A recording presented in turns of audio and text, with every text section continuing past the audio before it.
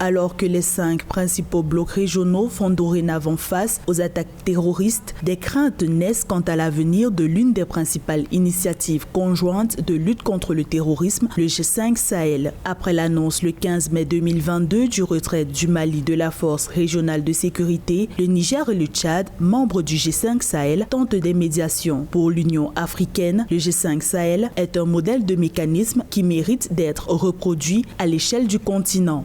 Le terrorisme n'est pas de nature ni d'origine africaine. C'est la raison pour laquelle nous devons travailler en collaboration avec la communauté internationale, nos autorités militaires, avec les opérations de maintien de la paix de l'Union africaine dans différentes parties du continent ainsi que les missions régionales de paix pour éradiquer ce fléau.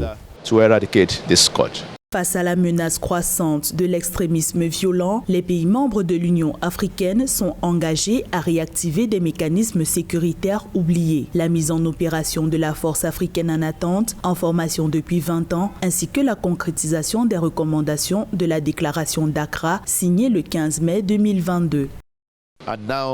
Nous espérons la conclusion cette année du mémorandum d'entente entre l'Union africaine et les mécanismes régionaux et les communautés économiques régionales. Nous croyons que l'opérationnalisation effective de la force africaine en attente se concrétisera.